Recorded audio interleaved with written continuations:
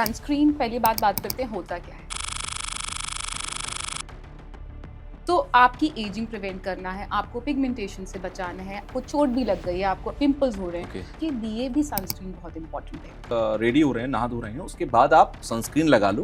One important factor I won't intervene, कोई भी sunscreen even SPF 90 का जो इफेक्ट रहता है वो सिर्फ तो बड़ा मुश्किल नहीं हो जाएगा पूरे दिन आप सनस्क्रीन नहीं लगाते एटलीस्ट समझ के सबसे बड़े चैलेंजेस क्या हैं? फंगल इन्फेक्शंस होते हैं, वो बहुत प्रेवलेंट हो जाते हैं। सबसे ज्यादा फंगल इन्फेक्शन स्टार्टिंग फ्रॉम कि सनस्क्रीन मार्केट में जब आप लेने जाते हैं सब पर लिखा हुआ है SPF 50, सब पे लिखा है PA वैल्यू +++, तो क्या मैं कोई भी चूज कर लूं? अगर आपको नहीं अपना सनस्क्रीन समझ आया, it is like making a new friend. वो सनस्क्रीन की क्या एक्सपायरी नहीं होती इसलिए ऐसा लिख दिया या होती है नहीं होती है? सनस्क्रीन की एक्सपायरी होती है। सी इट इज आप किसी भी चीज तो मैं मान सकता हूँ ये स्कैम था। हाँ, it is a composition of something. Okay, facials आती हैं जिन्हें कोरियन स्किन फेशियल इस टाइप से कहा जाता है, क्या ये पॉसिबिलिटी है, ये हकीकत है या ये सिर्फ ड्रामा है? किसी भी ट्रेंड में मत भागिए। ओके, ये लो कोरियन स्किन केयर सीक्रेट।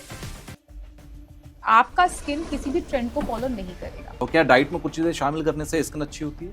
बहुत इंपॉर्टेंट है। अगर मैं बहुत अच्छा स्किन केयर कर रही हूँ, अगर मैं बहुत अच्छे डर्मैट के पास जा रही हूँ और बहुत सारा ट्रीटमेंट्स करा रही हूँ एंड शाम को आके मैं बहुत सारा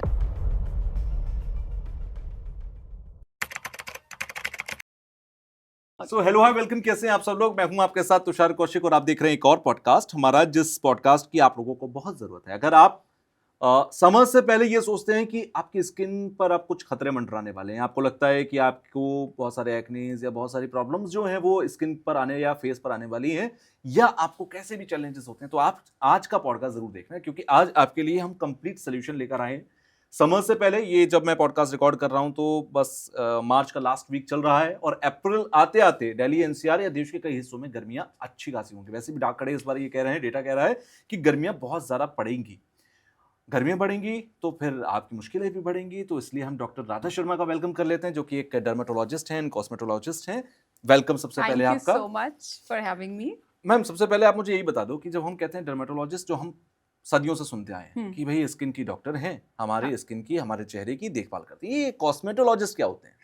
सो कॉस्मेटोलॉजिस्ट एक टर्म आ गया है नया। ओके, ठीक है, डर्मेटोलॉजी पहले था, कॉस्मेटोलॉजी उसका एक दूसरा वर्टिकल, एक दूसरा हिस्सा है जो सडनली पॉपुलर हो गया। तब भी था, पहले भी था, लेकिन इतना ज्यादा उसको हाइप नहीं था। अब हाइप मतलब लोगों के पास इंस्टाग्राम नहीं था, इतने ज्यादा सेलिब्रिटी को लोग देखकर इंस्पायर नहीं होते थे, तो अच्छी skin, glass skin, Korean trend, ये सब कुछ था, बट इतना ज्यादा अप एंड आउट नहीं था दुनिया में। ओके, मतलब मैं ये मानूं कॉस्मेटोलॉजिस्ट के पास अगर आप जा रहे हैं तो वो आपको, जब आप उनके क्लिनिक से बाहर निकलेंगे तो सुंदर बन के निकलेंगे, ऐसा ही होता है? आपकी बहुत सारी चीजें और भी मैटर करती हैं। सिर्फ ये नहीं होता कि आप क्लिनिक पहुंच गए एंड एक मैजिशियन बैठा है वहां पर, जादूगर है जो छड़ी घुमाएगा और आपकी स्किन ठीक हो जाएगी। स्किन बहुत सारी चीजों का कंट्रीब्यूशन है। एक चीज सिर्फ मैं, अगर वो कहता है ना, alone single soldier can not fight a war, exactly, तो सेम चीज है कि आप अकेले अगर मैं लिख दूं प्रिस्क्रिप्शन या दवाइयां लिख दूं, या किसी को कोई भी प्रॉब्लम है, एक्ने है, पिगमेंटेशन है, ब्लैक स्पॉट्स हैं, क्या सिर्फ एक प्रिस्क्रिप्शन लिखने से ठीक हो जाता है? नहीं, बहुत सारी और चीज़ें कोलैबोरेटेड फैक्टर्स होते हैं। तो कॉस्मेटोलॉजी पहले भी था पिक्चर में, लेकिन पहले सिर्फ डर्मेटोलॉजी या स्किन स्पेशलिस्ट को खुजली हो गई, स्किन की एलर्जीज हो गई और बाकी सारे जो स्किन के इश्यूज, सोरियासिस वगैरह या बाकी स्किन डर्मेटोलॉजी की जो कंडीशन थी, उसी के साथ रिलेट किया जाता था। But now with the time, जैसे ही टाइम निकला, हम लोग को इम्पोर्टेंस रियलाइज हुई कि लोग कितना कॉन्शियस होते जा रहे हैं डे बाय डे। ये सुंदर दिखना, अच्छा दिखना, सामने से एक वैलिडेशन या एक सामने से देखना, ओ आप बहुत अच्छे लग रहे हैं, स्किन कितना अच्छा लग रहा है, आपकी स्किन कितना ग्लो कर रही है, इन चीज़ों की बहुत ज़्यादा वैल्यू हो गई रिसेंटली। जितना ज़्यादा कहते हैं ना कि दुनिया की चकाचौंध बहुत ज्यादा होती जा रही है, उसके साथ साथ ही स्किन की इंपॉर्टेंस बढ़ी। तो लोगों ने स्टार्ट किया कि ओके चलिए डर्मेटोलॉजिस्ट के पास जाते हैं बाकी चीजों के लिए भी। ये हिस्सा हमेशा से था डर्मेटोलॉजी का, कॉस्मेटोलॉजी हमेशा से डर्मेटोलॉजी का ही हिस्सा था। बट पहले प्रेफरेंस नहीं थी, अब प्रेफरेंस ज्यादा है। अब प्रेफरेंस ज्यादा है, अवेयरनेस नहीं थी। ठीक है, यानी कि अब आप डर्मेटोलॉजिस्ट के पास सिर्फ अपने इलाज के लिए नहीं जाते, आपको कोई बीमारी नहीं है बट स्टिल आपको लगता है कि मुझे और सुंदर दिखना है, मेरे फीचर्स के अंदर, पहले वो फीचर्स बहुत मायने रखते थे कि मेरे फीचर्स ये हैं, मुझे लगता था यही सब कुछ है, बट अब फीचर्स भी बदले जा सकते हैं। हाँ, इट इज एग्जैक्टली सेम कि मुझे कोई बीमारी नहीं, बट फिर भी मैं ब्लड टेस्ट कराती हूँ जस्ट Okay. टू सी कुछ है जिसको किया जा सकता है, तो भी आप रूटीन टेस्ट कराते हैं। ओके तो इसी तरीके से कि ठीक है मेरी स्किन ठीक है, शायद एजिंग नहीं हो रहा है, बट मैं ये चाहती नहीं हूँ कि फ्यूचर में हो, तो मैं जाती हूँ। अभी बिल्कुल। मेरा स्किन केयर रूटीन, शायद मुझे मेरे पास टाइम है अब to look after myself. जो चीज़ें पहले नहीं दिख रही थी अब वो आनी मुझे दिखनी शुरू हो गई हैं। क्या किया जा सकता है ताकि ये और ना बढ़े आगे। ओके सो अब क्योंकि हम उसी पॉइंट पर आ जाते हैं जिस पॉइंट का हमने शुरुआत में जिक्र किया, समर्स आने वाले हैं, तो हम कोशिश करेंगे कि समर्स का एक पूरा एक गाइड लोगों को मिल जाए कि अगर किसी ने ये पॉडकास्ट देखा तो ये समर्स हो या फिर आगे के समर्स हो किसी भी साल में, उनको अपना स्किन केयर कैसे करना है, हेयर केयर कैसे करना है उनको पता हो। समर्स के सबसे बड़े चैलेंजेस क्या हैं? पहला, आपका जैसे ही गर्मियाँ आती हैं, हीट। जो Okay. गर्मी है उसकी वजह से आपके वेदर में मॉइस्चर आ गया मौसम में, तो हीट की वजह से आपका जो ऑयल ग्लैंड्स हैं उनका सीक्रेशन बढ़ जाता है। ओके सन एक्सपोजर आपका बढ़ जाता है, जिसकी वजह से पिगमेंटेशन के कंसर्न्स बढ़ जाते हैं। लेकिन वही सन के एक्सपोजर तो हम सर्दियों में लेने जाते हैं, स्पेशली लेकिन गर्मियों में वही हमको गर्मियों में परेशान कर रहा वही है। परेशान कर रहा है, क्योंकि प्रॉब्लम ये है कि सर्दियों में वो कम ड्यूरेशन के लिए है और इतना स्ट्रॉन्ग नहीं है। ओके ठीक है, वो गर्मियों में इसलिए परेशान करता है क्योंकि वो बहुत स्पेक्ट्रम लंबे ड्यूरेशन के लिए, सुबह 7 बजे से लेकर शाम को 4 बजे तक आई टेल माई पेशेंट कि ये आपका सनस्क्रीन कवरेज है। ओके ठीक है, उसके बीच में विंटर्स में क्या होता है कि सुबह कहीं निकलती है धूप, 11-12 बजे तक निकली तो भी नहीं निकलती। ठीक है, तो वो इतना ज़्यादा इंटेंस आपकी किसी भी कंसर्न को इम्पैक्ट नहीं करता। ओके जितने भी पिगमेंटेशन के प्रॉब्लम्स होते हैं वो सब गर्मियों में बढ़ते हैं। एक्ने, क्योंकि स्वेट आप बहुत करते हैं गर्मियों में, तो स्वेट के साथ आपके जो ग्लैंड्स होती हैं, oil glands, open pores, dust, dirt, pollution, इन सब के साथ कंबाइन होकर वो ब्लॉक हो जाती है, जिससे Okay. आपको एक्ने होने लगते हैं।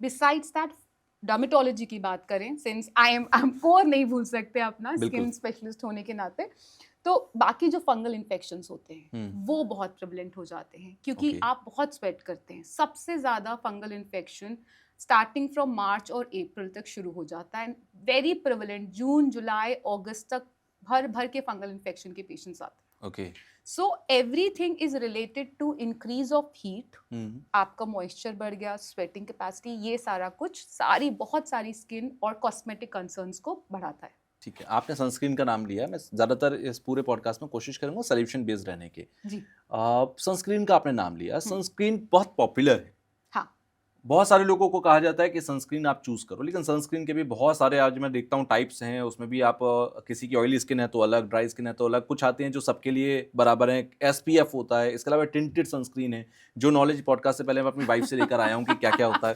वेल, सनस्क्रीन कौन सा सबको यूज करना चाहिए और कब कब यूज करना चाहिए? जब आप सन के एक्सपोजर में जा रहे हैं, यानी धूप में निकल रहे हैं तभी, या वैसे भी? देखिए, सनस्क्रीन पहली बात करते हैं होता क्या है। Let's start from the basic to understand. ये यूवी फिल्टर्स होते हैं जो अगर आपके अल्ट्रावायलेट रेडिएशंस आके आपके स्किन से कांटेक्ट में आ रही हैं तो उसको किस तरीके से न्यूट्रलाइज किया जा सकता है, या उनके जो साइड इफेक्ट्स आपके स्किन को हो रहे हैं उनको कैसे कम किया जा सकता है या बंद किया जा सकता ठीक है। है। ये फिल्टर्स हो गए आपका अल्ट्रावायलेट A और B2 में जो रेडिएशंस होते हैं। बिसाइड्स दैट, अभी जो रिसेंटली आपका ब्लू लाइट, विजिबल लाइट, जो आपके घरों में आपके फोन के स्क्रीन्स में होती है, Okay. वो भी स्किन को इम्पैक्ट करने लगी है। यानी कि धूप में निकल रहे हैं तब सनस्क्रीन लगाना ये जरूरी नहीं है, आप अपना मोबाइल या स्क्रीन टाइम आपका है तब भी आपको इसको करना, मैं सही हूँ? यस, तो इंडोर आउटडोर बोथ, आप घर है बाहर है गाड़ी में है, every time when you are exposed to all these radiations आपको सनस्क्रीन लगाना चाहिए। Okay coming down to why it is important, ये जो टिंटेड और इतनी वैरायटी आ चुकी है, मार्केट सैचुरेट हो चुका है, मतलब इतना सनस्क्रीन है ना मार्केट में। रीजन उसका ये था कि सनस्क्रीन की इंपॉर्टेंस हमको बाय द टाइम अब कुछ सालों में बहुत ज़्यादा रियलाइज हुई है बिल्कुल कि not just it prevent pigmentation, सिर्फ पिगमेंटेशन नहीं है, एंटी एजिंग का बहुत बड़ा और बहुत अच्छा प्रोडक्ट है सनस्क्रीन। सो आपकी एजिंग प्रिवेंट करना है, आपको पिगमेंटेशन से बचाना है, आपका अगर कोई भी चीज़, जैसे आपको चोट भी लग गई है, आपको पिंपल्स हो रहे हैं, Okay. उसके स्कार भी कम बने, आपका कोलेजन कम ब्रेक डाउन हो, उसके लिए भी सनस्क्रीन बहुत इंपॉर्टेंट है। ओके तो इसलिए उसके ना वेरिएशंस आए। वेरिएशंस में हमारा आया जेल बेस्ड सनस्क्रीन, हमारा आया cream based sunscreen, silicone based sunscreen, according to skin type. क्योंकि हमको पेशेंट्स के फीडबैक से ये आता था कि मैं सनस्क्रीन लगाना चाहता हूँ या चाहती हूँ बट नहीं लगाती क्योंकि मुझे बहुत चिपचिप फील होता है। बिल्कुल और बहुत ही मेजर बहुत बड़ा और बहुत लंबे टाइम तक ये सनस्क्रीन ना लगाने का रीजन रहा है। तो इसलिए जेल बेस्ड सनस्क्रीन आए, वाटर Okay. बेस्ड सनस्क्रीन आए, ताकि कंप्लायंस बढ़े। टिंटेड जब पिक्चर में आया मार्केट में, तो टिंटेड की दो क्वालिटी थी। टिंटेड एक बहुत ही शेयर कवरेज देता है। जो लोग मेकअप करते हैं या जो लोग चाहते हैं, थोड़ा पिगमेंटेशन का कंसर्न होता है, उनको एक एडिशनल बेनिफिट टिंटेड सनस्क्रीन ने दिया, जो Okay. था कि आपको एक यूनिफॉर्म कवरेज मिल रहा है, जिससे आपका मेकअप लगाने का जो क्वांटिटी है, या जो लोग डे टू डे बहुत थोड़ा सा मेकअप लगाते हैं, वो चीज़ हट गया। Okay. तो फर्स्ट बेनिफिट, आपका डे टू डे मेकअप कम हो गया या बंद हो गया। जो मेकअप के साइड इफेक्ट्स थे वो यानी चले कि गए। टिंटेड लगा के आप थोड़े गोरे दिखेंगे? या Better. Definitely Gore and the skin more uniform लगता है स्किन। Okay. दूसरी चीज होती है, जो टिंट आता है सनस्क्रीन में, वो आता है टाइटेनियम ऑक्साइड या जिंक ऑक्साइड से, जो खुद में एक फिजिकल सनस्क्रीन का फॉर्मुलेशन है, Okay. जो आपको विजिबल लाइट से प्रोटेक्ट करता है। Got it. तो it is additionally more beneficial than other sunscreen. Then आप दो मेन आपको कवरेज आ रहे हैं। आपको एक तो एडिशनली, अगर आपको कोई छोटा मोटा पिगमेंटेशन या मार्क है, वो भी कवर हो रहा है, और आपका एडिशनल बेनिफिट। तो इसमें बेटर कौन सा है? कोई चाहता है कि भाई मेरी स्किन के लिए बेस्ट सनस्क्रीन होना चाहिए, तो क्या ये कैटेगराइज्ड है कि क्रीम बेस्ड ज्यादा बेटर है, वाटर बेस्ड ज्यादा बेटर है, या ऑयल बेस्ड ज्यादा बेटर है? One formulation. आप जब भी सनस्क्रीन लेते हैं, तो आपको SPF, ओके, PA वैल्यू और उसका टेक्सचर क्या है, ठीक है, ये तीन चीजें देखिए। ठीक है, texture according to your skin type. अगर मेरा स्किन ऑयली है, तो मैं जेल बेस या वाटर बेस सनस्क्रीन पिक करूंगी। ठीक है, अगर मेरा स्किन ड्राई है, तो मैं क्रीम बेस सनस्क्रीन यूज करूंगी, क्योंकि अदरवाइज वो अच्छे से ब्लेंड नहीं होगा ओके, अगर मैंने ड्राई स्किन पर जेल बेस लगा लिया। Second is your SPF, is sun protection factor. Okay, वो इम्पॉर्टेंट है। Sun protection factor I think काफ़ी लोगों को नहीं पता है क्या होता है। बेसिक मैं आपको समझा दूँ, बिल्कुल नॉर्मल लेमन लैंग्वेज में। सन प्रोटेक्शन फैक्टर ये है, जैसे SPF मैं बोल रही हूँ 30, तो अगर मैं 10 मिनट के लिए सन में बाहर हूँ और 10 मिनट में रहने के बाद मेरा स्किन मानिए 10 मिनट में जल रहा है, बर्न हो रहा है 10 मिनट्स में, ठीक है, अगर मैं बिना सनस्क्रीन के जाऊं तो वो 10 मिनट में जल रहा है। अगर मैं सनस्क्रीन के साथ जा रही हूँ SPF 30, तो आप 10 into 30 कर दीजिए, 300 मिनट्स ओके। प्रोटेक्शन मिल रहा है। तो ये डिफरेंस है SPF। तो फिर इसमें जो 50 आता है, मैं 50 चूज करना चाहिए, 30 क्यों? अब again coming to the calculation, ये बहुत ट्रिकी है। 30, 50, 70, 90 ये बहुत कैलकुलेशन। ठीक है, 15 जो 15 जो सनस्क्रीन आता है, वो नहीं है यूज करने के लिए। वो आप जनरली पाएंगे फाउंडेशंस, प्रोडक्ट्स में। Okay, that is not something which is giving you protection. ठीक है, आपका जो SPF 30 दे रहा है प्रोटेक्शन, वो आपको दे रहा है 97% प्रोटेक्शन। ओके, SPF जो आपका 50 दे रहा है, वो 98%। SPF 100 दे रहा है, वो भी 99.9 समवेयर। ठीक है, तो यहाँ पर जब आप 98% प्रोटेक्शन ऑलरेडी 50 से ले रहे हैं फेस के, इट इज मोर इम्पॉर्टेंट कि आप किस तरह और कितने कंप्लायंस के साथ लगा रहे हैं, ओके, रादर कि आप SPF 100 के पीछे भागे। क्योंकि 1% प्रोटेक्शन हियर एंड देयर बहुत ज्यादा मेजर डिफरेंस नहीं करेगी। अगर मैं SPF 100 एक दिन लगाऊं और अगले 3 दिन सनस्क्रीन ना लगाऊं, ठीक है, कोई कोई पॉइंट मतलब नहीं। नहीं है। ओके, क्योंकि प्रोटेक्शन फैक्टर SPF 50, 60, 90 और 30 के बीच में बहुत ज़्यादा नहीं है। 1% का डिफरेंस है तीनों में। तो इट इज़ इम्पॉर्टेंट कि आप ये तीन चीज़ें देखें। PA वैल्यू का इम्पोर्टेंस भी आ गया है। PA value plus okay. 3+ में लीजिए आप। तो ये ये वैल्यू क्या है? PA value is ultraviolet A protection factor है। Okay. ठीक है, जो आपका SPF है, हमको दोनों स्पेक्ट्रम से प्रोटेक्शन चाहिए। हमको अल्ट्रावायलेट A से भी प्रोटेक्शन चाहिए और हमको B से भी प्रोटेक्शन बिल्कुल। चाहिए। तो we need PA value to have a protection from ultraviolet A also. Okay, tinted भी हम ला रहे हैं। Every protect radiations, everything people wants to protect, चाहे वो ब्लू लाइट है, अल्ट्रावायलेट A है, अल्ट्रावायलेट B है, क्योंकि वो सब आपके स्किन को, कोलेजन को ब्रेक कर रहे हैं, या any other way it is harmful. हर तरह का रेडिएशन, जितने भी लाइट से हम एक्सपोज होते हैं, वो सब कुछ स्किन को हार्म करता है। यानी कि आप ये कह रहे हो कि गर्मियों के अंदर खास तौर पर सुबह जब आप उठ रहे हैं, हाँ। या आप जब रेडी हो रहे हैं, नहा धो रहे हैं, उसके बाद आप सनस्क्रीन लगा लो और पूरे दिन लगा कर रखो। रीजन कि आप धूप में हो या नहीं हो, आप मोबाइल या लैपटॉप के आगे भी हो, तब भी आपकी स्किन को नुकसान पहुंच रहा है। One Please. Important factor I want intervene, कोई भी सनस्क्रीन इवन SPF 90 ओके, का जो इफेक्ट रहता है, वो सिर्फ 3.5-4 आवर्स तक है। अच्छा। Reapplication is equally important. It means आप मान लीजिए सुबह 7 बजे निकल तो रहे हैं तो आपको 11 कम बजे से आपको कम दोबारा फिर लगाना है। 100%। ये तो बड़ा मुश्किल नहीं हो जाएगा, पूरे दिन आप सनस्क्रीन नहीं लगाते रहेंगे? एटलीस्ट 3 बार तो लगाइए। इसलिए एक स्पेक्ट्रम डिवाइड किया है जनरली, जो हाईएस्ट रेस स्पेक्ट्रम होता है 11 Okay. से लेकर 2 बजे तक का सबसे ज्यादा हाईएस्ट रहता है। ओके। अगर आप इस बीच में बाहर हैं तो आप इसने को तो प्रोटेक्ट करके चलिए ही चलिए। Got it. बाकी ये है मॉर्निंग में आपने एक बार लगा लिया, that is all right, but अगर आप इस बीच में घर से बाहर जा रहे हैं तो आपको लगाना ही पड़ेगा। नहीं तो हम सिंपल एक रूटीन लेके चल सकते हैं कि सुबह 7 बजे, फिर 11 बजे, फिर 2 बजे और फिर 4 बजे आप सनस्क्रीन लगा लीजिए, आइडियली बेस्ट है। हम बोलते हैं सारे पेशेंट को कि आप एटलीस्ट ये 3 बार लगाइए। इससे अभी नहीं है, आपके आगे आने वाले जो ईयर्स में जितने भी एजिंग की कंसर्न है वो रिड्यूस हो जाएंगी। अच्छा, एजिंग पे मैं आऊंगा। एक फाइनल क्वेश्चन मुझे सनस्क्रीन पर लेना है, वो ये हाँ। है कि सनस्क्रीन मार्केट में जब आप लेने जाते हैं, टॉप ब्रांड्स हैं, बहुत सारे ब्रांड्स का आपको रखे मिल जाएंगे, सब पर लिखा हुआ है SPF 50, सब पर लिखा है PA वैल्यू प्लस। अब मेरे आगे 5 से 7 ब्रांड्स हैं, या लोकल ब्रांड्स हैं या नॉर्मल ब्रांड्स हैं, सातों के सातों जगहों पर सेम बात लिखी है, तो क्या मैं कोई भी चूज कर लूं या इसके बाद भी मुझे कुछ देखना है? देखिए, इस चीज़ में एक बहुत इंपॉर्टेंट फैक्टर आ जाता है कि सनस्क्रीन जितने भी आप 2-3 ब्रांड्स हैं, दुनिया में बहुत अच्छे ब्रांड्स भी हैं जी। सनस्क्रीन के, और हर कोई सनस्क्रीन बनाने की बिल्कुल। कोशिश कर रहा है आजकल। यहाँ एक डर्मेटोलॉजिस्ट का पिक्चर आ जाता है कि अगर आपको नहीं अपना सनस्क्रीन समझ आया, इट इज़ लाइक ठीक है।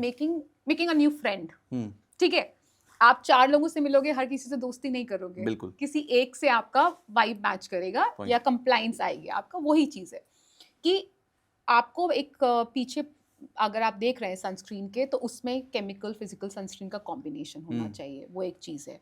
आपकी स्किन टाइप कैसी है उसके अकॉर्डिंग आप सनस्क्रीन पिक करिए, एंड ये 2-3 चीज़ें अगर आप देखकर सनस्क्रीन पिक करते हैं तो I am sure SPF check कर लीजिए, ओके। आई एम श्योर आपको समझ आ जाएगा। नहीं आ रहा तो you have Dermat. There are plenty of good sunscreen in the market जो most of the time suit कर जाते हैं। ओके। तो हमको जो I don't want to take the names here, क्योंकि there are very very good brands which have started coming internationally, nationally। आपको बहुत ज़्यादा महंगे सनस्क्रीन पर भागने की ज़रूरत नहीं है, Okay. क्योंकि आप कॉस्ट समझिए doesn't matter. Cost doesn't matter. आप समझिए, आपको कोई प्रोडक्ट दिन में 3 बार यूज़ करना है, अगर आप वो महंगा उठा रहे हैं, आप कब तक उसको यूज़ कर पाएंगे? एग्जैक्टली। सो पिक समथिंग जिसके साथ आप सस्टेन कर पाए लंबे टाइम तक। कोई कॉस्ट इफेक्टिव होना बहुत जरूरी है। साइड इफेक्ट्स भी होते हैं सनस्क्रीन के? नथिंग। अच्छा, No मतलब side सनस्क्रीन effect. लगाने के बाद अगर कोई भी आपको प्रॉब्लम हो रही है तो आप ये ना सोचें कि सनस्क्रीन की वजह से हो रही है, मैं ये मान सकता हूँ? और जैसे इरिटेशन और एलर्जिक कॉन्टैक्ट डर्मेटाइटिस जिसको बोला जाता Okay. है, वो रेयर ऑफ रेयर फिनोमेना है। ठीक है, वो किसी भी चीज से हो सकता है, ओके। वो बेसिक कोई भी क्रीम से भी हो सकता है जिससे किसी को एलर्जी नहीं हुई।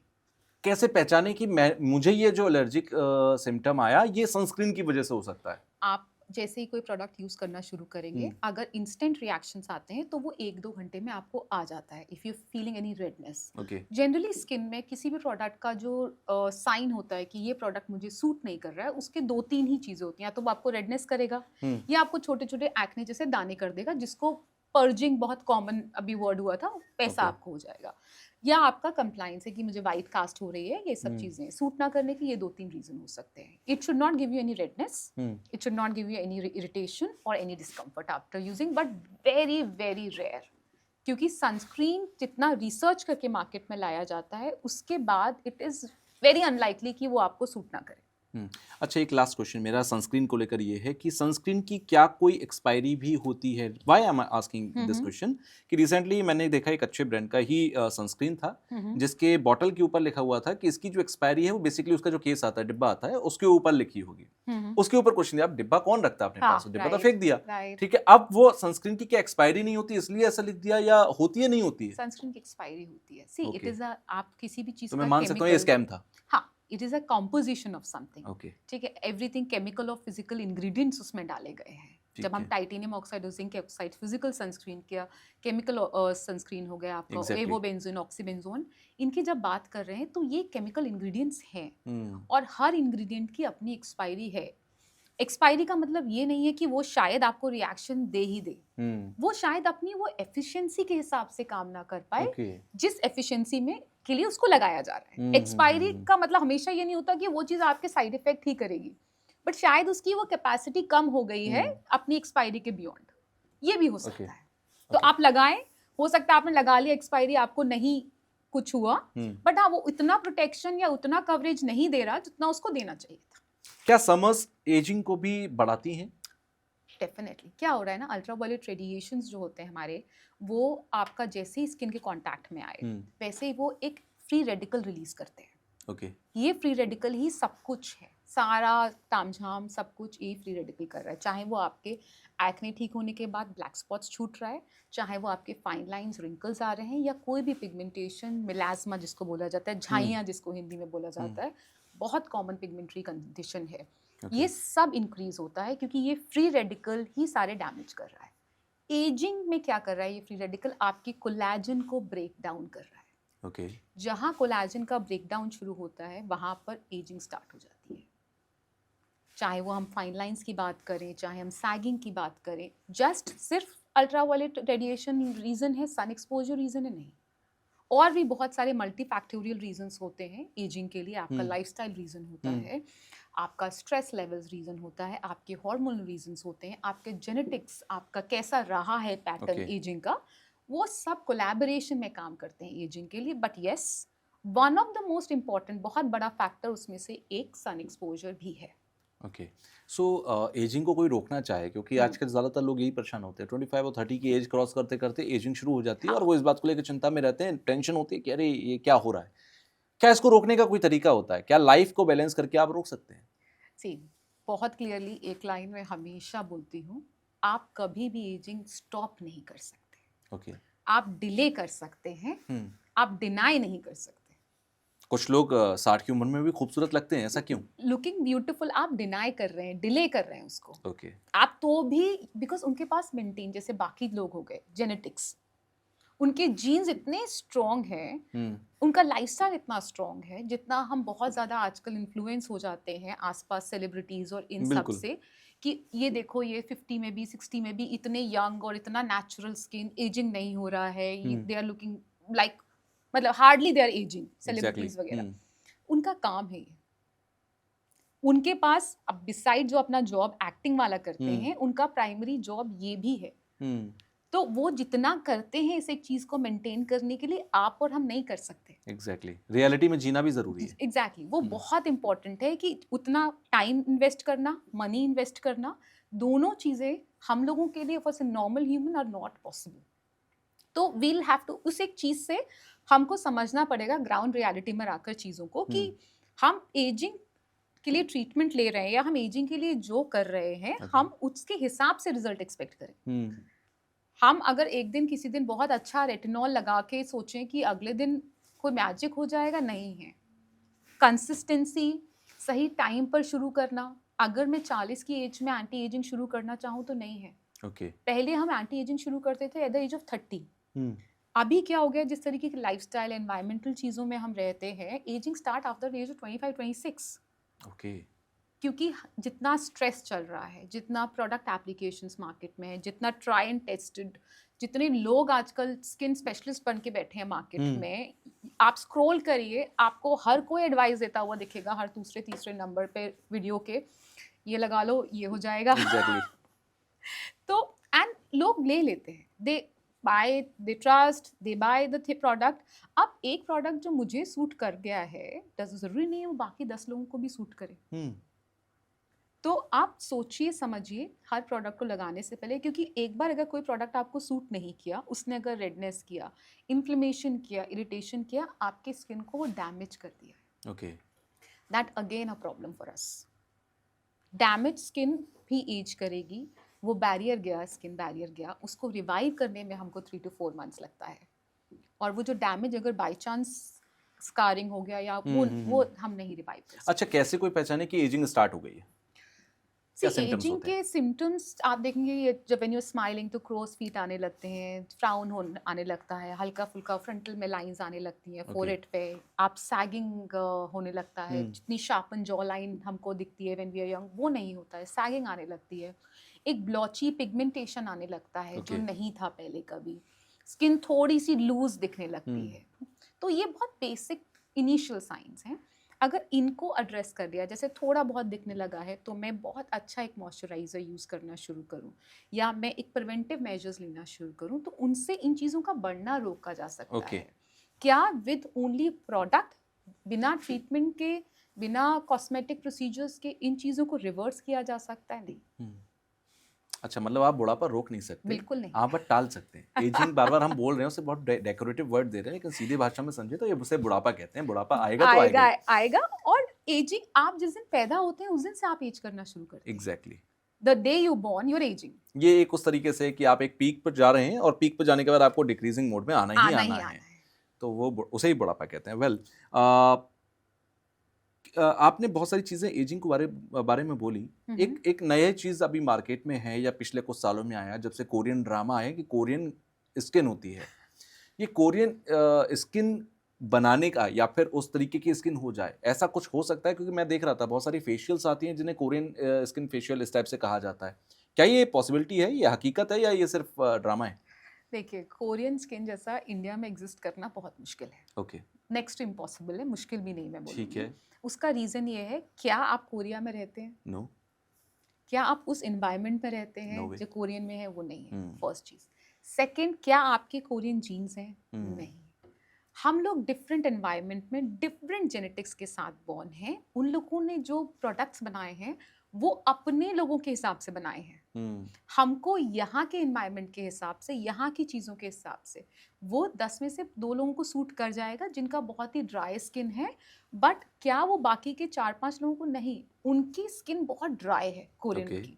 उनके जितने भी प्रोडक्ट देखेंगे, उनका प्राइमरी फोकस रहता है मॉइस्चराइजर, हाइड्रेशन, मॉइस्चराइजेशन, हाइड्रेशन। जब ये 2 चीज़ें, क्या हमको इंडियंस को हमेशा चाहिए? नहीं। जिस तरीके से फ्लक्चुएशन हमारा होता है मौसम में, हम इतना हाइड्रेशन, इतना मॉइस्चराइजर जून की गर्मियों में लगा सकते नहीं। आप लगा लीजिए, आपको एक्ने हो जाएगा। राइट? तो हमको हमारे स्किन के अकॉर्डिंग चलना पड़ेगा। Korean skin products are good, मैं ये नहीं डिनाई कर रही हूँ, बट हमारे जेनेटिक्स और हमारे एनवायरमेंटल सिचुएशन उसके लिए सही नहीं है, सूटेबल नहीं है। अच्छा, तो कोरियन ये जितने भी चीजें चल रही हैं, कोरियन फेशियल चल रहा है, कोरियन मॉइस्चराइजर चल रहा है, कोरियन स्किन आपकी आ जाएगी, ये सब स्कैम है? तो आप व्यूअर्स को सीधे सीधे बोल रहे हो कि उसके स्कैम में मत फंसो, कोरियन जैसा आपका नहीं होने वाला है? देखिए, मैं एक चीज ही बोलती हूँ, विद द स्किन, चाहे वो कोरियन, अमेरिकन, कुछ भी ओके, आपकी स्किन जैसी है सुंदर लगनी चाहिए। आपकी स्किन जैसी है सुंदर लगनी चाहिए। आप समझिए अपने स्किन को। किसी भी चीज, किसी भी ट्रेंड में मत भागिए। ओके, ठीक है? आपका स्किन किसी भी ट्रेंड को फॉलो नहीं करेगा। वो चीज फॉलो करेगा जो उसको सूट कर रही है। तो कोरियन स्किन के जो प्रोडक्ट हैं, जो चीजें, वो हो सकता है कुछ 4 लोगों को सूट करके, जिन्होंने इसको बहुत हाइप कर दिया। अच्छा, जिसको सूट करेगा उसकी कोरियन स्किन हो जाएगी क्या? कोरियन स्किन ऐसा ग्लास स्किन, हमारे जेनेटिक्स भी तो नहीं है वैसे। वो लोग का जेनेटिक्स, अच्छा, उन लोगों के काम करने का तरीका स्किन पर आप मानेंगे नहीं। वहाँ की जो लड़कियां हैं, लड़के हैं, वो 10 से 12 साल की उम्र से अपने स्किन पे काम करना शुरू करते हैं। वहाँ पर 20 और 25 साल की उम्र में बोटॉक्स बहुत कॉमन है। ओके, वो लोग उस ट्रेंड के हिसाब से वो करते हैं। उनके लिए स्किन बहुत ही इम्पोर्टेंट चीज़ है, ध्यान रखना इन द वेरी बिगिनिंग। हमारे यहाँ क्या है, शुरुआत में पढ़ाई करो, ये करो, बाकी चीजें हैं दुनिया का, 18-20 साल से पहले तो करने नहीं देते। समझ ही नहीं आता कि हाँ क्यों करना है, जरूरी नहीं है, बिल्कुल, है ना? तो हम जब तक सोचने समझने में आते हैं, तब तक वो जो फाउंडेशन वो क्रिएट कर चुके होते हैं, द एज ऑफ, वो हम नहीं बिल्ड कर सकते। पहली तो आप ये मानते हैं कि 10 से 20 की उम्र जो होती है बहुत मायने रखती है आपकी स्किन हेल्थ के लिए या स्किन सुंदर लगने के लिए? बिल्कुल रखती है, क्योंकि आप बेसिक शुरू कर दीजिए। ओके, जैसे ही आप, बेसिक का क्या मतलब है? जैसे भी आप 12-13 की एज, सनस्क्रीन तो आप स्टार्ट कर सकते हैं। इवन द बच्चों को भी आजकल किड्स सनस्क्रीन्स भी आ गए हैं। इन्फेंट्स को भी हमें सनस्क्रीन लगाना आफ्टर चाहिए? The age of 2 years you can start. दो 6 months का है, but I say after the age of 2 years। बच्चों के भी सनस्क्रीन्स हैं मार्केट में, लगाइए, क्योंकि they also have a very sensitive. बच्चों के सनस्क्रीन अलग होते हैं? अलग होते हैं। क्या दे अंतर आर होता मोर है? On the physical side of the sunscreen. तो उनके जो सनस्क्रीन्स हैं वो सेंसिटिव स्किन के हिसाब से हैं। उनमें जो कॉम्पोजिशंस है, वो जो बच्चों को सूट करते हैं कॉम्पोजिशन, उसके हिसाब से। यानी बहुत इंपॉर्टेंट पॉइंट है कि आप जो सनस्क्रीन लगाते हैं वो बच्चों के नहीं लगाना है। बच्चों का सनस्क्रीन थोड़ा अलग आता है, वो लेकर आना है। ओके, समझ में मॉर्निंग रूटीन से लेकर इवनिंग रूटीन तक क्या रहना चाहिए? एक आम आदमी जो घर में है, चाहे वो मेल हो या फीमेल हो, उसे क्या रूटीन रखना चाहिए अगर वो चाहता है कि इस बार मेरे गर्मियों में कोई भी एक्ने ना हो, कोई भी एजिंग ना हो, कोई भी प्रॉब्लम ना हो? समर में आप जो स्विच करना चाहिए, देखिए, जो मॉइस्चराइजर मुझे अगर जनवरी में सूट कर रहा है, क्या वही मुझे मई में सूट करेगा? नहीं, क्योंकि ड्राई बहुत है वेदर। तो हम जनरली जो मॉइस्चराइजर या कॉम्पोजिशन चेंज प्रेफर करते हैं। तो हम जो मॉइस्चराइजर विंटर्स में लेते हैं वो थोड़ा थिक क्रीम साइड में लेते हैं, ओके ताकि हमको मॉइस्चर मिले, स्किन को ड्राई फील ना हो। जितना स्किन ड्राई फील होगा उतना सेंसिटिविटी की तरफ जाएगा। तो हम चेंज क्या करना है, आप अपने प्रोडक्ट का टेक्सचर चेंज करिए, ओके उसको थोड़ा सा लाइटर साइड लाइए। वाटर बेस्ड मॉइस्चराइजर आते हैं, जो जेल बेस्ड मॉइस्चराइजर आते हैं, उनमें स्विच करिए। ओके सनस्क्रीन अगर आप इतना फ्रिक्वेंटली नहीं लगा रहे थे या इतने ध्यान से नहीं लगा रहे थे, तो उसकी तरफ थोड़ा सा और आपको केयरफुल होने की ज़रूरत है। उसके अलावा आप में अगर कोई पिगमेंटेशन का कंसर्न है, तो आपको और ज़्यादा अपने सनस्क्रीन की फ्रिक्वेंसी बढ़ाने की ज़रूरत है। ओके आप रिपेयर दिन में, सिंपल फंडा है, आप चलिए दिन में सिर्फ प्रोटेक्ट के हिसाब से, मुझे प्रोटेक्ट करके चलना है अपने स्किन को दिन में। ओके तो सनस्क्रीन हो गया, मॉइस्चराइजर दिन में भी ज़रूरी है, रात में भी ज़रूरी है। अगर आपका ऑयली एक्ने प्रोन स्किन है तो लेयरिंग बहुत ज़्यादा मत करिए। अगर आप सर्दियों में लेयरिंग कर भी रहे थे 2-3 प्रोडक्ट्स की, तो उसको कम कर दीजिए, क्योंकि Okay. आप जितना लेयरिंग करेंगे गर्मियों में उतना ही आपके पोर्स को क्लॉग होने के चांसेस होंगे और आपको एक्ने आ जाएगा। तो वो चीज़ कम करिए। नाइट में प्राइमरली इज रिपेयर। अब मुझे अपनी स्किन को थोड़ा बहुत जो डैमेज हो गया दिन में रिपेयर करना है, उसके 2 रीजंस होते हैं। नाइट में प्रोडक्ट एब्जॉर्प्शन बहुत अच्छा होता है ओके एंड स्किन एक रिलैक्स्ड फेस में होती है व्हेन यू आर स्लीपिंग, और गुड हार्मोन्स रिलीज होते हैं। तो हर तरीके से स्किन बहुत ही एक अच्छे एनवायरनमेंट में काम करती है। रिपेयर का मतलब ये है कि आपको एक अच्छा मॉइस्चराइजर चाहिए। रिपेयर मॉइस्चराइजर से अच्छा कोई रिपेयर नहीं करता। ओके तो बहुत ज़्यादा चीज़ों के पीछे भागने की ज़रूरत नहीं है। आप एक अच्छा मॉइस्चराइजर लीजिए अपने स्किन के टाइप से। अगर आपका ऑयली स्किन है तो जेल बेस्ड मॉइस्चराइजर और ऑयल फ्री मॉइस्चराइजर लीजिए, और अगर आपका ड्राई स्किन है तो एक अच्छा थिक मॉइस्चराइजर लीजिए। सेरेमाइड्स और हाइलोनिक एसिड बेस्ड मॉइस्चराइजर्स आप ले सकते हैं। उसके साथ अगर आप एंटी एजिंग ऐड करना चाहते Okay. हैं, रिपेयर में दूसरी चीज़ आ रही है, अगर कोई डैमेज है या मुझे कोई कंसर्न है जिसको एड्रेस करना है, मुझे एंटी एजिंग करना है, तो मैं रेटिनॉल यूज़ कर सकती हूँ। अगर मुझे कोई पिगमेंटेशन का कंसर्न है तो मैं कोई एक्टिव्स ऐड कर सकती हूँ। ओके अगर मेरे को थोड़ा सा पोर्स पे काम करना है तो मैं एक और नियासिनामाइड वगैरह कुछ ऐड कर लूँगी। ये सब रिपेयर का काम हो रहा है रात में। ओके यानी कि दिन भर जो आपने अपनी स्किन को डैमेज किया, रात में आपने उसको रिपेयर रिपेयर किया। So Okay. This is how you need to be. तो समर्स और विंटर्स में बहुत ज़्यादा कुछ चेंजेस करने की ज़रूरत नहीं। सिर्फ आप ये देखिए कि एक तो लेयरिंग कम करिए और अपने प्रोडक्ट का टेक्सचर चेंज करिए। अच्छा, जैसे दादी नानी बचपन में कहा करती थी कि रात को फेस धोकर सोना चाहिए, उसका रीजन यही है? हाँ, ये है। और दूसरा ये, आप पूरा दिन प्रोडक्ट निकाल लगा के बाहर गए, आपने प्रोडक्ट रहा पूरा दिन, डस्ट रहा, एनवायरमेंटल पोल्यूशन आया, डेफिनेटली सब कुछ है फेस पर। बहुत अगर सारी आप चीजें रात को उसको नहीं निकालते हैं, एंड बिसाइड्स दैट अगर आप मेकअप यूज करते हैं, तो आई टेल डबल क्लेंस करिए फेस को, ओके क्योंकि आपका ऑयली और एक्ने प्रोन स्किन है, इतना जल्दी प्रोडक्ट और जो आपका बिल्डअप है ऑयल वो नहीं निकलेगा। तो आप डबल क्लेंस करिए अगर आप मेकअप यूज करते हैं। क्लिनजर्स भी आते हैं बहुत सारे मार्केट में, और पानी से फेस को वॉश करना, हाँ, दोनों बात बराबर है या फिर ये क्लिनजर लगाना जरूरी है? देखिए क्लेंजर ज़रूरी है अगर आप प्रोडक्ट यूज़ कर रहे हैं, ओके ठीक है। कोई चीज़ अगर स्किन पर लगी है सुबह से शाम तक, उसमें कोई ना कोई आसपास का, जिस तरीके के हम एनवायरनमेंट में रहते हैं इंडिया में, कोई ना कोई डस्ट उस पर आके लगेगी और Okay. प्रोडक्ट उसको पकड़ लेगा, ठीक है। ठीक है, क्योंकि मॉइस्चर है, स्टिकीनेस है। अब उसको निकालना भी ज़रूरी है, क्योंकि किसी भी तरीके के डस्ट को अगर आप रखकर फेस पर सो रहे हैं तो वो definitely with the friction when you are sleeping, pillow वगैरह के साथ, तो वो आपके स्किन के लिए सही नहीं है। ओके दूसरी चीज़, अगर मुझे नाइट केयर लगाना है तो मुझे उस प्रोडक्ट का पेनिट्रेशन भी चाहिए। ओके अगर मैं प्रीवियस लेयर पे ही किसी प्रोडक्ट को लगाऊंगी तो उसका पेनिट्रेशन नहीं होगा। सो हमें फेस वॉश नाइट में करना ही है। देन आपका जो एक्टिव्स है, जो भी आपको करेक्टिव मेजर्स लेने हैं, वो लगाइए, चाहे आपका वो सीरम है, चाहे कोई भी क्रीम है, okay and then top it with a moisturiser. ये फेस सीरम भी मैं देखता हूँ कि आजकल आते हैं, ये फेस सीरम क्या होता है? ये एक्टिव्स हैं बेसिकली, और ये करेक्टिव मेथड में ज़्यादा आते हैं। ओके तो सीरम में वैरायटी है, और इतना वैरायटी है कि मैं आपको बता नहीं सकती। कभी कभी ऐसा होता है कि पेशेंट्स हमारे पास लेकर आते हैं bottle and bottle with the product list कि मैंने नहीं सुने होते हैं एज अ डर्मैट। इतना मार्केट फ्लडेड हो गया है ये सीरम्स और एक्टिव से, एंड बड़ा ही फैसिनेटिंग है ओके लोगों के लिए। जिस तरीके से बॉटल पैकेजिंग है, जिस तरीके से क्लेम है कि ये हो जाएगा, इसको बिल्कुल। लगाइए। आप बहुत सारे एक्टिव्स के साथ, सीरम्स के साथ मत प्ले अराउंड करिए। आप you'll end up damaging your skin, आप Okay. स्किन को खराब ही कर लेंगे।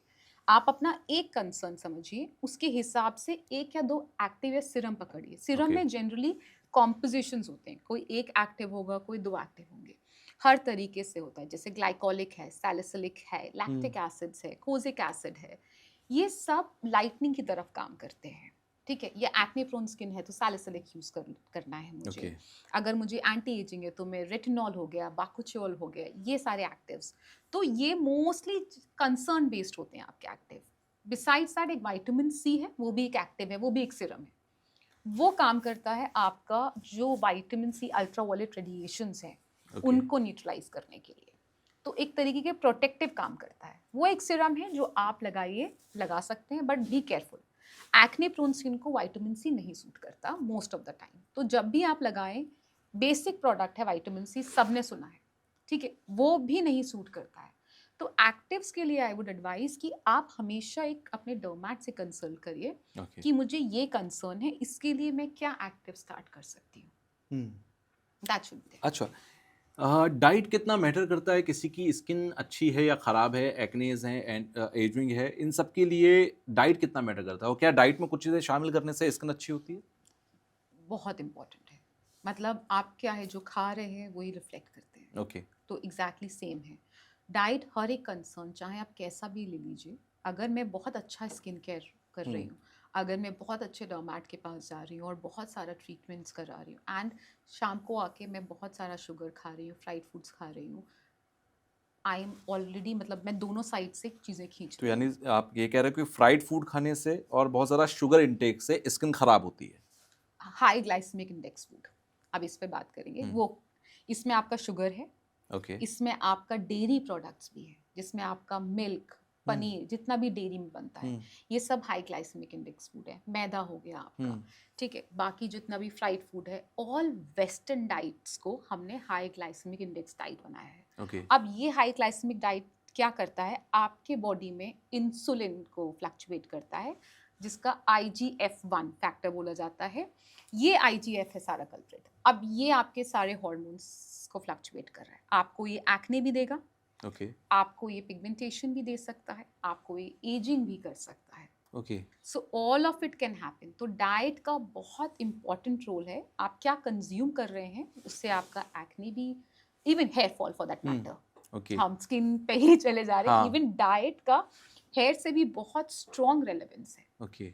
जो लोग क्रैश डाइट में जाते हैं, सडन न्यूट्रिशनल डेफिशिएंसीज की वजह से भी हेयर पे इम्पैक्ट पड़ता है। मैदा मुझे समझ में आ गया, मुझे हाई शुगर भी समझ में आ हाँ। गया, मुझे वेस्टर्न डाइट भी समझ में आ गई। ये आपने डेयरी प्रोडक्ट बोला, हाँ। पनीर, दूध, दही, ये सब तो अच्छी चीज़ें हैं। पनीर, दूध, दही सबके लिए अच्छा नहीं है। दही is good because it's a probiotic, convert हो जाता है, तो दही आई डिड नॉट मेंशन। बाकी जो चीज़ें हैं, जो डेयरी प्रोडक्ट हैं, वो आपके बॉडी में जाके IGF को फ्लक्चुएट कर रही तो आप ये कह रहे हैं डेयरी प्रोडक्ट्स में है। खासकर एक्ने प्रोन स्किन है, ओके। एक्ने प्रोन स्किन में वो IGF को फ्लक्चुएट कर रहा है, जो आपके जो ऑयल ग्लैंड्स है, सेबेशियस ग्लैंड है, जी। उनकी एक्टिविटी को बढ़ा देता है। सो सिर्फ और सिर्फ इनका रेलेवेंस एक्ने प्रोन स्किन में बहुत ज़्यादा है। ओके, तो जिनकी भी एक्ने प्रोन स्किन है वो इन सब चीज़ों को साइड कर सकते हैं या डाइट से इग्नोर कर सकते हैं। पानी, कोकोनट वाटर, विटामिन्स जिन भी चीज़ों में होते हैं वो समर्स में स्किन पर रिफ्लेक्ट होते हैं। सी, पानी बॉडी के लिए उतना, जितना स्किन के लिए इम्पोर्टेंट है उतना ही बॉडी के लिए। Okay. अगर आप 2.5 और 3 लीटर से ऊपर पानी पी रहे हैं तो कोई पॉइंट नहीं है। 3 लीटर्स मिनिमम रिक्वायरमेंट। उसके beyond you are flushing out of the body. वो आपकी पूरी ओवरऑल बॉडी के लिए इम्पोर्टेंट है, not precisely for the skin. जब आपका बॉडी का रिक्वायरमेंट पूरा हो रहा है, आपका स्किन हाइड्रेटेड है, ऑल सेटल्ड। तो मैं क्या ये बोलूँगी कि आप सिर्फ स्किन को बचाने के लिए आप पानी पीजिए? नहीं, आप 2.5-3 litre is overall need of your entire body. Okay. Coconut water, yes, it contain micronutrients, तो वो बॉडी को एक्स्ट्रा हाइड्रेशन प्रोवाइड करता है। तो again not in the reference of just the skin, but overall body के लिए reference के but important. Coconut water हर कोई अफोर्ड कर पाए दिन में 1-2, ये पॉसिबल नहीं है। बहुत सारे लोगों नहीं कर सकते। उसका सब्स्टिट्यूट क्या हो सकता है जो कम बजट में हो सकता हो? आप पानी लीजिए, उसमें नींबू निचोड़िए, पी लीजिए, बराबर है। ऑलमोस्ट, मतलब you getting antioxidant, vitamin C तो मिल रहा है। ओके। ठीक है, बाकी जो पोटेशियम और वो सारा कुछ जो नींबू वो दे रहा है, नारियल पानी दे रहा है, coconut water, that is not possible for us. आप वो चीजें बाकी डाइट से लीजिए, आपके ग्रीन वेजिटेबल्स हो गए, आपके और डाइटरी चेंजेस हैं वो करिए। ठीक है, बहुत नेसेसरी नहीं है कि मैं बहुत ही फैंसी खाना खाऊं तभी मेरा स्किन बहुत अच्छा होगा। ओके मुझे क्या खाना है that's different to make my skin better. मैं क्या ना खाना है वो भी करके अपनी स्किन को बेटर कर सकती हूँ। ओके अगर उन चीजों को हम इग्नोर कर अवॉइड देते हैं। करते हैं। आपको अपने स्किन को इम्प्रूव करना है तो वो फैक्टर्स हटा दीजिए ना जिनसे वो स्किन खराब हो रही है। Rather than bringing any expensive diet to your lifestyle, आप वो हटाइए, शुगर हटा दीजिए, आप फ्राइड फूड हटा दीजिए, आप शुगरी ये जो वो होते हैं ड्रिंक्स होते हैं, कोल्ड ड्रिंक्स हो गया, जूसेस हो गया, ये सारा हटा दीजिए। मुश्किल है, विल ट्राई। ओके, बोटॉक्स का आपने बीच में जिक्र किया था, बोटॉक्स क्या होता है? Botox is a botulinum toxin. ये दो चीजें हैं, फैक्टर जनरली लोग कंफ्यूज करते हैं बोटॉक्स और फिलर्स को साथ में Okay. हम यूज करते हैं। ये दोनों बहुत अलग चीजें हैं। जो बोटॉक्स का काम है, जो फिलर्स का काम है, एक दूसरे से बिल्कुल अलग है। ओके बोटॉक्स क्या करता है, रिंकल्स पे काम करता है। जो आपकी मसल्स हैं, supposedly I am raising my forehead, तो यहाँ पर जो लाइन आई है वो मेरे मसल के मूवमेंट की वजह से आ रही है। ओके ठीक है, वो जो रिंकल्स बन रहे हैं वो कांस्टेंट मेरे मसल की मूवमेंट है, उसके ऊपर स्किन है जिसकी वजह से वो रिंकलिंग हो रही है। ठीक है बोटॉक्स उस मसल को न्यूट्रलाइज कर देता है। ठीक है। अब वो मसल न्यूट्रलाइज हो गई तो अब मैं अगर स्ट्रेच कर रही हूँ तो वहाँ रिंकल नहीं आएंगे। ये भी एक काइंड ऑफ एंटी एजिंग है। हाँ, ये भी है, ये एंटी एजिंग ही है। हाँ this is anti ageing only. अब आजकल इसको मतलब people have a very different opinion about it. कुछ लोग इसको पॉजिटिवली लेते हैं, कुछ नेगेटिवली लेते हैं। नेगेटिवली क्यों होना शुरू हुआ इसका? बिकॉज किसी चीज़ का यूज और मिसयूज में हम डिफरेंस करना भूल जाते हैं। मुझे यूज करना चाहिए जितना ज़रूरत है। अगर मैं उसको ज़रूरत से ऊपर यूज करूँगी तो मैं मिसयूज कर रही हूँ, then I am giving a frozen look. That doesn't look that nice. हर किसी को आजकल नेचुरल लुक बहुत अच्छा लगता है। आई थिंक वो ही एक नेचुरल ब्यूटी का फंडा है। अगर आप इन सब चीज़ों में भी जा रहे हैं लाइफ में तो एक लाइन ड्रॉ करिए। Okay right, you need to draw line कि इसके beyond it is not looking nice. My doctors, my dermat is advising me कि भाई अभी रुक जाते हैं, इतना अच्छा लग रहा है। अब उसमें मुझे हो सकता है एक रिंकल बॉदर कर रहा हो, let's make peace with it. क्योंकि वो एक रिंकल करेक्ट करने के चक्कर में आपको पूरी स्किन को छेड़ना पड़ेगा। हाँ, पूरी स्किन को छेड़ना पड़ेगा। And sometimes it's okay, naturally wrinkle आना भी जरूरी है, थोड़ा बहुत सैगिंग भी जरूरी है। तो उतना आप एडजस्ट कर लीजिए और मान लीजिए कि इतना नेचुरल है। बिल्कुल एकदम फ्रोजन लुक चाहिए तो वो अच्छा भी नहीं लगता फिर।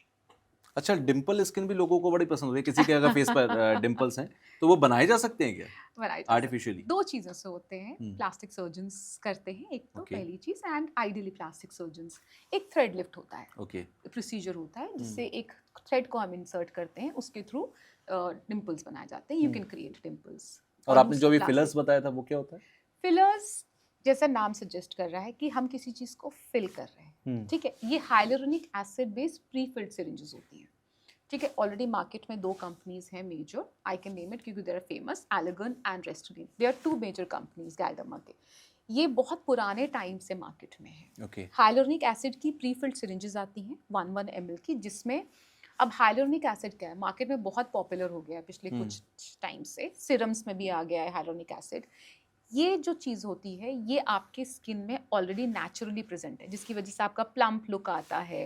ठीक है, ये हम as a filling component use करते हैं। ओके अब किसी को अगर अंडर आई डिप्रेशन है तो मैं यहाँ पर उस डिप्रेशन को फिल करने के लिए यहाँ पर आई fill that with fillers. Okay किसी को प्लम्प लिप्स चाहिए उनको फिलर्स से फिल किया जाता है। किसी को थोड़ा सा लिफ्टिंग चाहिए या फ्लैट चीक्स हैं उनको लिफ्ट किया जाता है कि आप थोड़ा सा चीक्स को अच्छा नेचुरली फुलर करिए और उस पर थोड़ा लिफ्टिंग दीजिए।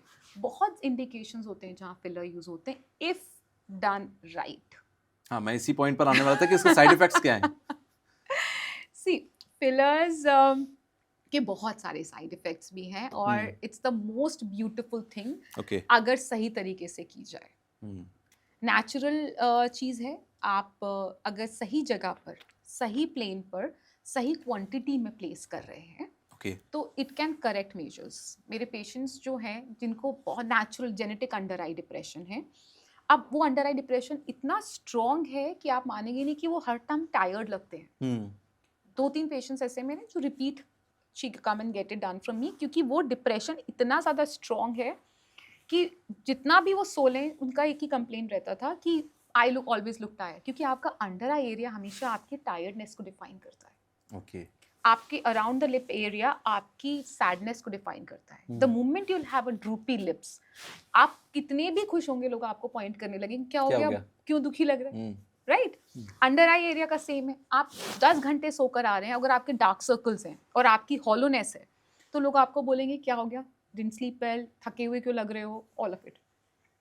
सो अगर आप उसको सही तरीके से करेक्ट करते हैं तो आप उस एक चीज से प्रोटेक्ट कर रहे हैं, you are making the somebody's life better. ठीक है. एंड जनरली पेशेंट खुश होते हैं उन चीज़ों से. अगर आपका थोड़ा सा लिप में अगर फिलर कर रहे हैं तो उन चीज़ों से इम्प्रूव हो जाता है. तो ये कंसर्न बेस है. जैसे बोटॉक्स अगर मैं मैसेटर में डालती हूँ, यहाँ भी डलता है. जिन लोग को ब्रुक्सिज्म होता है, कंडीशन होता है जो अपना क्लिंच करके रखते हैं दांत, मेडिकली भी यूज करते हैं, तो उसकी वजह से क्या होता है कि दे फील हेडेक हियर, क्योंकि आप कॉन्स्टेंटली इसको क्लिंच करके रख रहे हैं. तो एक तो बोटॉक्स डालने से ये वाला जो मसल है वो न्यूट्रलाइज हो जाता है, तो आपका जो क्लिंचिंग हैबिट है वो खत्म हो जाता है. सेकंड एडिशनल एडवांटेज होता है आपका फेस पतला लगने लगता है. तो जितना भी ये ब्रॉडर जॉ लाइन वाले होते हैं उनको हम यहाँ मैसेटर बोटॉक्स करते हैं जिससे फेस थोड़ा पतला लगने लगता है, बट उसका मेडिकल एडवांटेज भी है. तो फिलर्स एंड बोटॉक्स को अगर सही तरीके से इस्तेमाल किया जाए बहुत अच्छी चीज़ है, but ideally is and safety is very important कि आप किससे करा रहे हैं. अच्छा, अभी आपकी इसी बात से फेस पतला लगता है. मैंने अभी 2-3 दिन पहले मैं एक एप्लीकेशन है जिसके ऊपर बहुत सारे ब्यूटी सर्विसेज होती हैं, तो मैं उसको गो थ्रू कर रहा था अपनी वाइफ के फ़ोन में. तो मैंने देखा कि वहाँ पर पतले होने की भी थेरेपीज होती हैं. कुछ फेस पतला लगना है तो आप कर सकते हैं, फेस को स्लिम करने के लिए, बॉडी स्लिम करने के लिए. क्या ये थेरेपीज करती हैं, काम करती हैं? सो थेरेपीज अगर हम बात करें as such they are very temporary. Okay. जैसे मैं फेशियल्स की बात क्योंकि वो बहुत कॉस्टली थी. अगर कॉस्टली में आप जाते भी हैं और स्टिल अगर आपके कुछ सेशन के बाद आप पतले हो सकते हैं देन ओके, अदरवाइज कोई मतलब नहीं है. थेरेपीज में वो क्या कर रहे हैं वो मैटर करता है. जैसे अगर हम फेस को स्लिम करने की बात करें तो आप मुझसे पूछें तो मैं ट्रीटमेंट वाइज बात करूँगी, उसके बियॉन्ड ऐसा कुछ है जो कर सकता है नहीं. मेरे को यहाँ अगर फेस थिक है, डेफिनेटली 2 रीज़न, या तो मसल है या टिश्यू फूला हुआ है. ठीक है, 2 चीज़ों पर हमको काम करके हम इसको पतला कर सकते हैं. ठीक है, फैट टिश्यू. सो अगर मुझे यहाँ है तो पहले मैं मसल पे काम करूँगी, मैसेटर रिड्यूस करूँगी. ठीक है, then I have a fat and excess, then I have to pick up a device या कुछ ऐसा प्रोसीजर मुझे पिक करना पड़ेगा जो यहाँ के फैट को कम करे. जैसे आपका हाइफू हो गया, अल थेरेपी हो गई, ये सारे डिवाइसेस बेस्ड प्रोसीजर्स हैं. तो फिर यहाँ का फैट कम होता है जिससे आप इसको रिड्यूस करके पतला कर सकते हैं. बट क्या सिर्फ बेसिक प्रोसीजर्स, कुछ हीट वैसा जो डॉक्यूमेंटेड नहीं है, USFDA अप्रूव्ड नहीं है, उन प्रोसीजर से ये सब चीज़ें होती हैं? नहीं. वो टेम्परेरी 1-2 दिन का लिफ्टिंग आपको देगा. जो आप किसी भी पार्लर में जाके normal basic anti ageing facials कराएंगे तो वो थोड़ा बहुत लिफ्ट 1 दिन का रहता है, बिकॉज आपने अपवर्ड लिम्फैटिक कर दिया है. आपने किसी चीज़ को कॉन्स्टेंटली ऊपर पुल किया है, आप लिम्फैटिक ड्रेनेज कर रहे हैं, तो वो कुछ घंटे के लिए, 1 आधे दिन के लिए रहेगा. बट अगर मैं something I am looking for जो लॉन्ग लास्टिंग हो, तो हमको बहुत ही precisely in a right hand will have to get it done with the step by step. ऐसा नहीं है कि मैं आज आप फेस पतला करना है तो 4 चीज़ें एक साथ कर दूंगी, वो भी नहीं होता है. ओके, तो इन सेशंस पर आप पैसा बर्बाद ना करें. सो अब मैं थोड़ा सा हेयर्स को भी समझ लेता हूँ. आजकल गंजापन, बाल उड़ जाना समय से पहले, उम्र से पहले, या किसी किसी के बहुत सारी प्रॉब्लम्स हेयर में होती है, हेयर ग्रोथ में होती हैं, ये सारी प्रॉब्लम्स भी बहुत तेजी से बढ़ी हैं. यही वजह है कि जो विग मार्केट है या फिर हेयर का मार्केट है बहुत तेजी से बढ़ा है. ये प्रॉब्लम्स क्यों बढ़ रही हैं? 2 segment again I will say. Lifestyle, हम जिस तरीके से स्ट्रेस और जिस तरीके से लाइफस्टाइल में जी रहे हैं आजकल. Second, people are being more conscious. अब लोगों को फर्क पड़ता है. हमारे पेरेंट्स गंजे हो गए थे, उनको फर्क नहीं पड़ रहा. बिल्कुल. मतलब हम सबके पेरेंट्स सबके बाल नहीं होंगे. अब बच्चों को भी फर्क पड़ता है, पापा आपके बाल नहीं, मेरे फ्रेंड के बाल के फादर के तो बाल हैं. Exactly. Coming down to thing, मेरे को आजकल सबसे ज्यादा चैलेंजिंग है अपनी ओपीडी में टीनेजर से डील करना. ठीक है, अब आप मुझे बताइए, मेरे को 17 साल का बच्चा अगर हेयर फॉल के लिए आ रहा है, मैं उसको क्या बताऊं, भाई 12th स्टैंडर्ड में तुम्हारे एग्जाम है, how do you expect me to treat you for hair fall. अब 17 इयर्स की एज में आपको हमको हेयर फॉल का कुछ आइडिया था? बिल्कुल नहीं था ना. तो ये जो एक आई थिंक ओवर एक्सपोजर जिसको मैं बोलूँगी, उसकी वजह से ऐसा लग रहा है कि प्रॉब्लम बढ़ गई है. डेफिनेटली एक एक्सटेंट तक बढ़ी है, क्योंकि हम जैसे स्ट्रेस जैसा एनवायरमेंटल शिफ्ट हो रहे हैं आजकल, सब लोग, एवरीबडी स्ट्रेस्ड. पहले नहीं हो रहा था.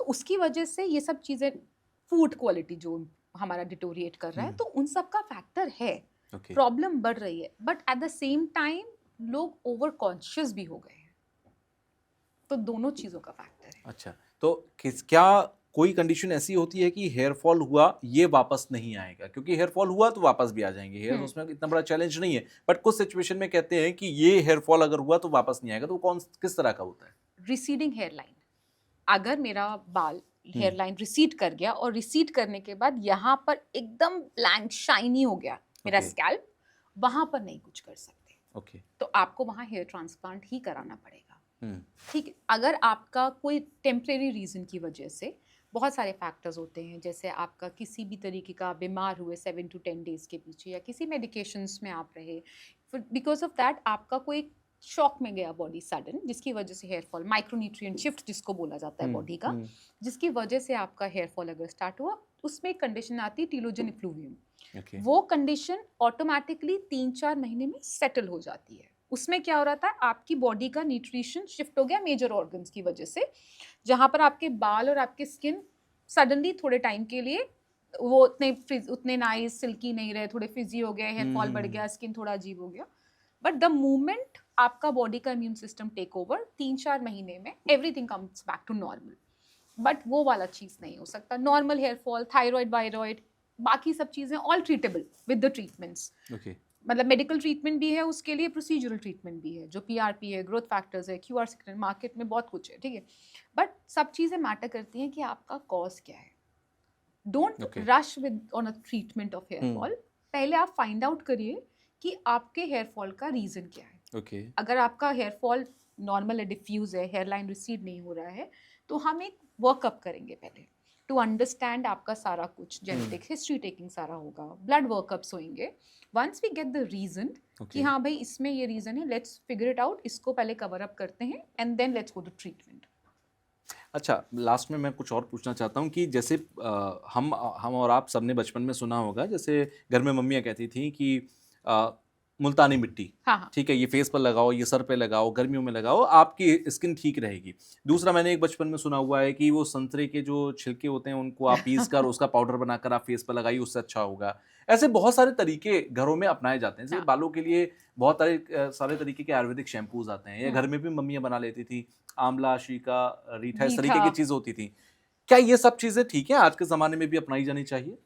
जो नेचुरल है हुँ। बढ़िया है, करिए, ठीक है। क्या मैं उससे रिजल्ट एक्सपेक्ट करूं? हुँ। नहीं। मेंटेन करने के लेकिन लिए आप पुराने करिए, ज़माने में तो लोग यही करके क्योंकि रिज़ल्ट ले रहे थे। प्रॉब्लम्स नहीं होते थे ना, हुँ।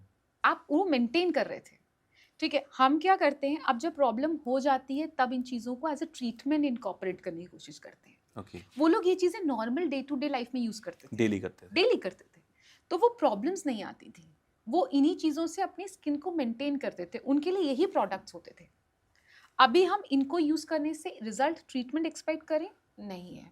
ओके, आप यू वुडंट बिलीव, सिर्फ नॉर्मल नींबू लगाने से भी, अगर आप रॉ नींबू लगाते हैं, मैं सबको बोलती हूँ आप मत लगाइए हुँ, फेस पर डायरेक्ट नींबू, वो विटामिन सी है, एस्कॉर्बिक एसिड है। ओके, अब जो मार्केट में मिल रहा है एक्टिव, वो स्टेबलाइज्ड फॉर्म है विटामिन सी की, सॉरी। अब वो विटामिन सी की जो स्टेबलाइज्ड फॉर्म है, वो आपके स्किन के लिए सेफ है। जो आप नींबू लगा रहे हैं, that can irritate your skin, can damage, can give you redness.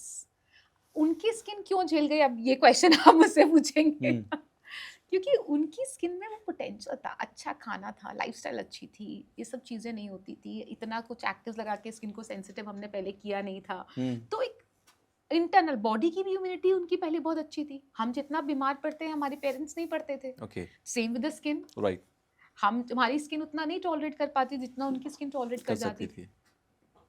तो यानी कि कुल मिलाकर ये एग्जाम्पल देना इन बातों पर कि अरे हमारी दादी ने तो कुछ नहीं किया, हमारी उनकी स्किन देखो कितनी अच्छी थी, 90 साल की उम्र तक उनकी स्किन बहुत अच्छी थी। क्योंकि ज़माना बदल गया, समय बदल गया, पोल्यूशन भी बदल गया। उस ज़माने में पोल्यूशन इतना नहीं होता था, आज पोल्यूशन बहुत ज़्यादा है। डाइट, पोल्यूशन इम्पैक्ट करता है स्किन पर? हाँ बिल्कुल करता है, क्योंकि अगेन पोल्यूशन की वजह से फिर तो हम जितना, दिल्ली एनसीआर वाले जहर में जी रहे हैं। हाँ हाँ, जब आपका जब शुरू होता है वेदर, और जब एक Around November. पहुंचता है नवंबर, उस टाइम पे आप देखिए कितना सेंसिटिविटी के केसेस बढ़ते हैं, रेडनेस, आंखें जल रही हैं, स्किन जल रहा है। आप कॉन्स्टेंटली, आपका स्किन बर्न कर रहा है, तो मतलब वो स्किन इरिटेट हो रहा है। अब कोई चीज़ कांस्टेंट इरिटेशन में है तो वो तो डैमेज हो ही रही है, तो वो तो अपना साइड इफेक्ट्स या रेपरकशन, एजिंग, पिगमेंटेशन, ये सब में दिखाएगी सूनर और लेटर. सो आपका एनवायरमेंटल पोल्यूशन, आपका diet, life is changing, that's why we need to incorporate these things. पहले इन लोगों को नहीं ज़रूरत थी पेरेंट्स को, and they were fine with and they still good. उनकी स्किन आज भी हमसे ज़्यादा अच्छी अच्छी है. है क्योंकि उनका फाउंडेशन अच्छा था. हम लोगों का फाउंडेशन स्टार्टिंग में गड़बड़ा है, उसके बाद से द काइंड ऑफ ट्रांजिशन, जितना ह्यूज चेंज हो रहा है डे बाय डे चीज़ों में. और आजकल हर कोई स्ट्रेस में जी रहा है. हर कोई स्ट्रेस में जी रहा है. एवरी एक्चुअली क्या, सबको बहुत क्विक फिक्स चाहिए लाइफ में. अगर बात भी की जाए तो एक प्रोडक्ट देखा, लगाया, नहीं रिजल्ट है, चलो दूसरा. मतलब एक पेशेंस लेवल भी खत्म हो गया है. Your skin needs time to react, time to response. तो आप समझिए, आप 10 प्रोडक्ट लगा के ऑलरेडी अगर किसी डॉक्टर के पास पहुंच रहे हैं और एक्सपेक्ट करते हैं कि वो डॉक्टर कुछ मैजिक कर देगा, नहीं, आपने उस डॉक्टर का काम ऑलरेडी बढ़ा दिया. पहले उसको रिकवर कराना है आपको वो 10 प्रोडक्ट के डैमेज से, तब उसके बाद तो ट्रीटमेंट की बात आएगी. बिल्कुल. So thank you doctor Radha, आप स्टूडियो में आई और बहुत सारी चीज़ों पर हमने समझा है, क्योंकि समर से पहले हर किसी की टेंशन ही होती है, वो समर आ गया, अब तो गर्मी आ गई, अब तो स्किन पर ये होगा, स्किन पर वो होगा, सबकी टेंशन होती है. मैं भी अपने घर में सुनता रहता हूँ ये सारी बातें अपनी वाइफ से. So once again thank you कि आपने बहुत सारे घरों के अंदर जो प्रॉब्लम्स होने वाली उनका एक सोल्यूशन दिया है, और आप लोगों को भी सनस्क्रीन से लेकर बहुत सारी चीज़ों के सोल्यूशन समझ में आए होंगे कि सनस्क्रीन कौन सा लेना है, कब लेना है, कैसे लेना है, कब लगाना है. मुझे लगता था सिर्फ मॉर्निंग में मैं लगा लिया, दैट्स ओके, बट मुझे लगता है कि 2-3 बार तो Right. लगाना पड़ेगा. और True. आपने बोला कि 11 से 3, और मेरा Exactly. सबसे ज़्यादा वर्केबल टाइम ही यही रहता है 11 से 3. तो मुझे Very अगेन important. अप्लाई करना पड़ेगा. वेरी वेरी इंपॉर्टेंट, मतलब नॉन निगोशिएबल है सनस्क्रीन. ओके, सिर्फ सनस्क्रीन काफ़ी है ना? हाँ, मतलब अगर मैं गर्मियों में कुछ खास नहीं तौर पर. कर रही हूँ तो सिर्फ उठ के फेस वॉश करके सनस्क्रीन ही लगा लूँ ना. मतलब अगर थिक क्रीम वाला, तो मॉइस्चराइजर का काम भी थोड़ा बहुत वही कर देगा. तो सिर्फ सनस्क्रीन भी लगा ले आप मॉर्निंग में उठ के. एंड मोस्ट इंपॉर्टेंट, जरूरी नहीं कि घर से बाहर निकलना है तभी लगाना है. इन्होंने कहा कि अगर आप मोबाइल यूज कर रहे हैं, जो कि हर कोई यूज कर रहा है, तब भी बहुत जरूरी है सनस्क्रीन लगाना. Exactly. Thank So you once so again, much for thank you. Having me. Thank you.